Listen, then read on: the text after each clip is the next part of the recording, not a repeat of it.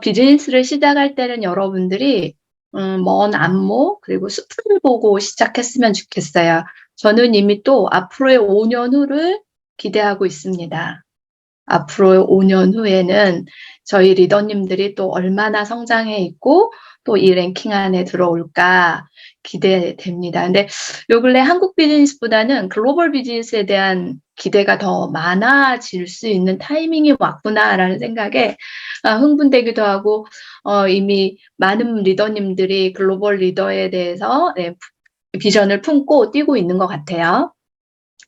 그런데 제일 중요한 게 자신에게 맞는 회사를 선택하는 게 제일 중요해요. 네트워크 마케팅은.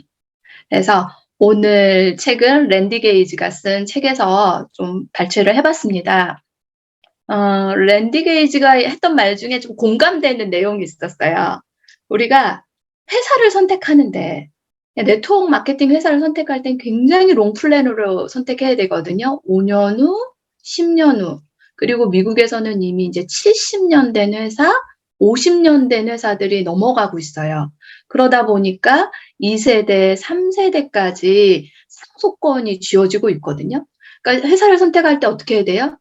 굉장히 신중하게 선택해야 돼요. 그런데 랜디 게이지가 어떻게 신형 냉장고를 사러 가는 것보다 더 고민하지 않더라. 회사를 선택할 때. 그 사람 말이 사람 말 믿고 뭐 그 사람 알잖아. 그 사람 좋은 사람이잖아. 이렇게 선택해서 오는 경우도 있더라는 거예요. 그게 아니라 회사를 선택할 때는 꼭 이거 체킹하셔야 돼요. 상품이나 서비스를 최종 소비자에게 판매했을 때 보상하는가. 예, 예. 판매에 대한 보상, 그, 어떻게 설명해야 되나? 그 포인트로 판매에 대한 포인트가 정해져 있잖아요. 그거에 대한 최종 소비자에 대한 보상을 하는 게 정상인 회사입니다. 그런데 어떤 게 피라미드, 어떤 회사들이 피해를 입히냐면요. 리크루팅의 보상에 초점이 맞춰져 있는 거. 그러니까 요즘 뭐 대리점 모집을 많이 해요. 많은 회사들이. 그러면 대리점 모집을 할 때 900만 원, 그 다음에 400만 원, 700만 원 이렇게 맞춰져 있어요. 그러면 그 대리점을 맞출 때 돈이 되겠죠. 그건 지속적인 뭐가 일어나지 않냐면 소비가 일어나지 않습니다. 네트워크 마케팅 회사는 소비가 사업이 되게 해야 돼요. 이런 이야기를 하는 거예요. 그리고 성공의 결정적인 역할을 하는 건 정말 첫 번째가 회사입니다. 그래서 회사 선택을 일단 굉장하게 신중하게 해야 되는데 이 회사가 5년 후, 10년 후, 20년 후도. 그런데 한국에서는 공정거래위원회에 이미 데이터베이스가 있어요. 10위권 안에 들어오지 못한다. 10위권 안에 들어오지 못하면 후원 수당 자체가 이미 10위권에서 87%는 거의 다 풀려요. 그러면 110개 정도가 그 나머지 후원 수당을 나눠 갖는 거거든요. 그래서 왜 진입하기가 힘들어요. 그럼 내가 지금 하고 있는 선택하려는 회사가 랭킹 10위까지는 들어올 수 있을까? 그런데 지금 네트워크 마케팅도 엄청난 부익부 빈익빈이에요. 여기가 아니라 랭킹 5로 또 끝나요. 거의 68%, 거의 70%는 후원 수당이 어디서 풀려요? 랭킹 5에서 끝나요. 거기에 진입을 못하는 회사에서 내가 하고 있다? 그러면 3년 단위, 정말 3년 열심히 했는데 또 다른 회사로 옮겨야 돼요. 그걸 보고 선택을 하셔야 됩니다. 한국에서는. 그리고 좋은 회사를 선택할 때 이런 질문을 해보세요. 분별을 할 때는 제일 먼저 잘해야 되는 게 뭐냐면 본질을 보려면 질문을 잘해야 되거든요. 첫 번째 질문이 뭐냐면 이 사업에 관련되어 있지 않다면 내가 그래도 이 제품을 살 건지 그리고 소비할 건지 아니면 서비스를 구매할 건지.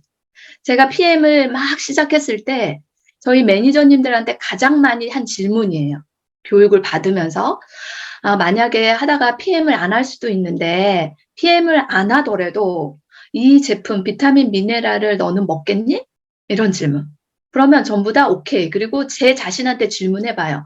내가 만약에 이 일을 안 한다 그러면 나는 PM의 서비스를 받을까?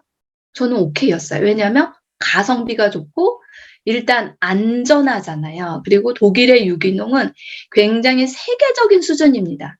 세계에서 가장 통용되는. 그래서 저희가 글로벌 비즈니스로 통용이 되는 거예요. 왜냐하면 글로벌에서 통하는 안전 기준을 가지고 있기 때문에 이런 것들이요. 그다음 두 번째가 제품이 독특한가. 그리고 이 회사만의 독점적인 특허를 가지고 있는가. OEM 수준으로는 절대 세계적인 기업이 될 수 없습니다. OEM은 안 돼요. 그리고 독보적인 걸 우리 회사만 가지고 있어야 돼요. 독보적으로. 그래서 R&D 하는가를 꼭 봐야 돼요.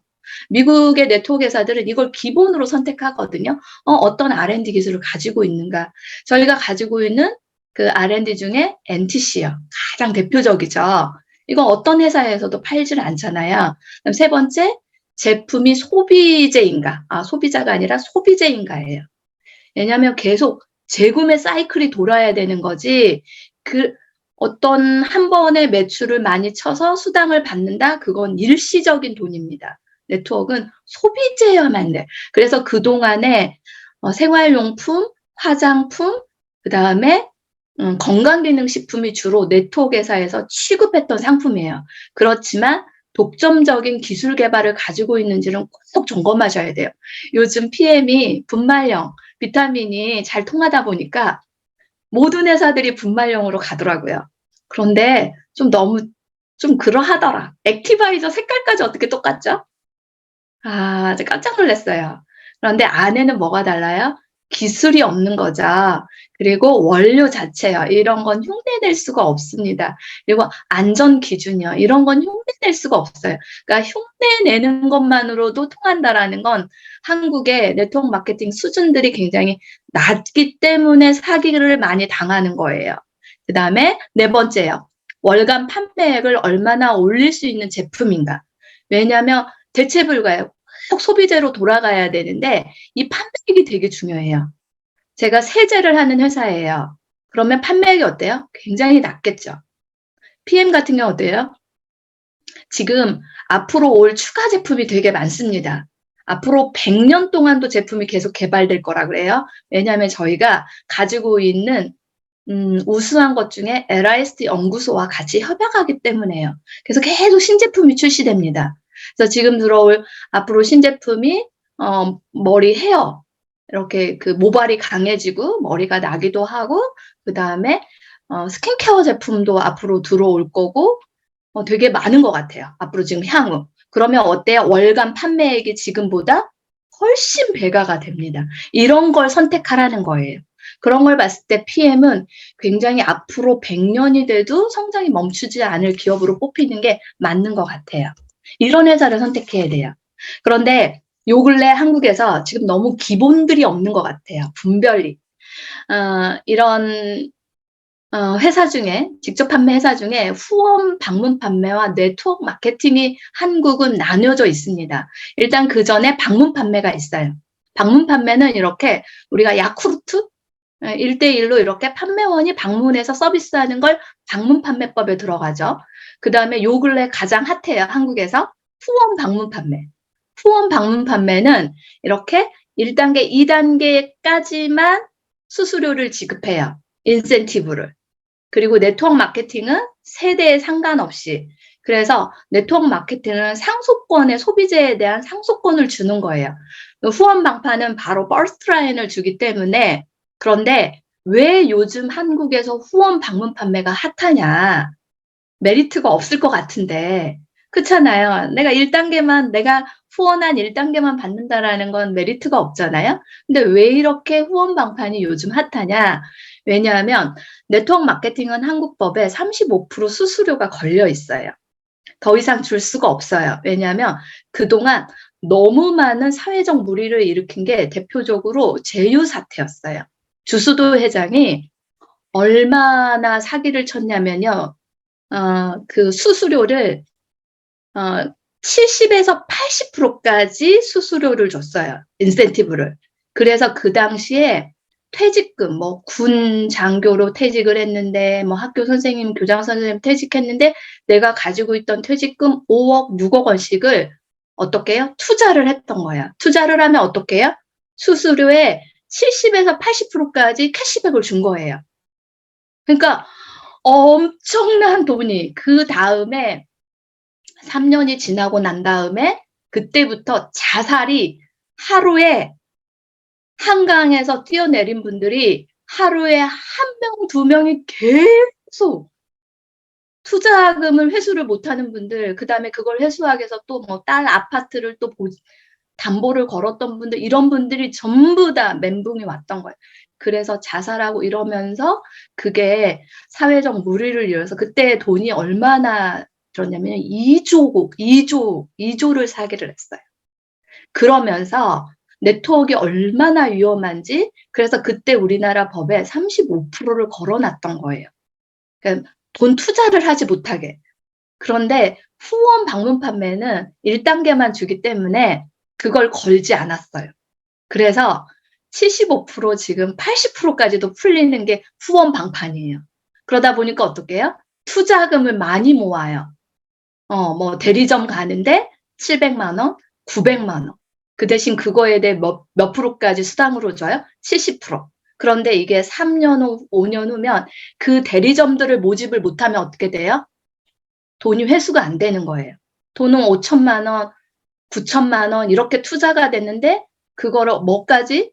모든 내가 전세금까지 빼서 다 했는데 이게 이렇게 되는 게 요 근래 한국에 굉장히 사회적 무리가 일어나는 후원 방판입니다. 그런데 돈을 벌었다고 해요. 왜냐하면 70%를 나눠주기 때문에 우리는 손해가 보지 않았다 그래요. 그렇지만 그 돈을 끌어모으질 못하면, 근데 거의 주로 이 후원 방판을 하는 게 화장품 쪽에서 하고 있거든요. 근데 이게 어떻게 돼요? 내가 900만 원치, 5천만 원씩 화장품이 집에 있는 거예요. 이게 재구매 사이클이 돌까요, 안 돌까요? 그래서 문제가 일어나는 거예요. 그래서 이게 언제부터? 3년에서 5년이 지나면 무조건 이제 정체가 돼요.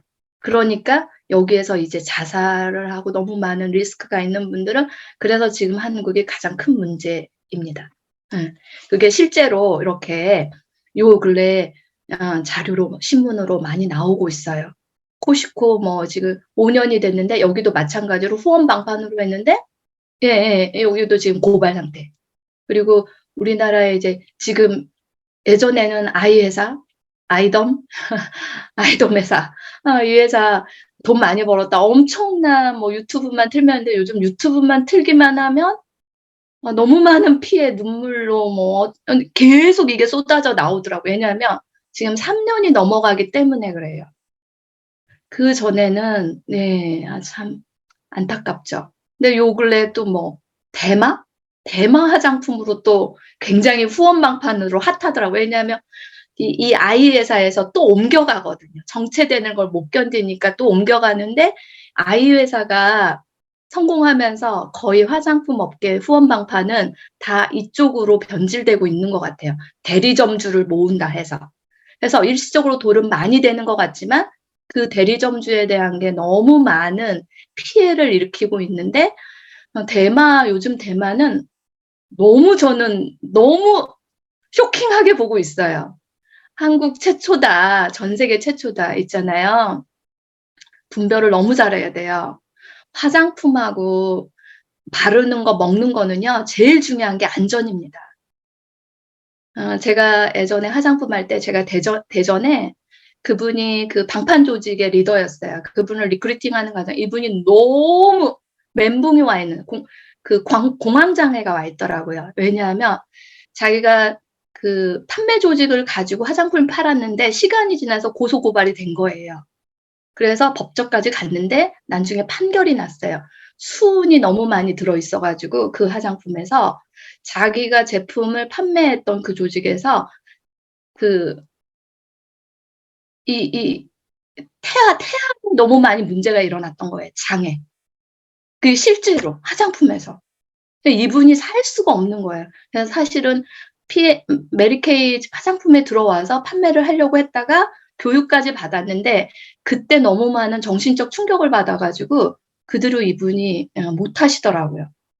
실상 화장품이나 우리가 먹는 제품 이런 거 있잖아요. 전부 다 화학 원료거든요.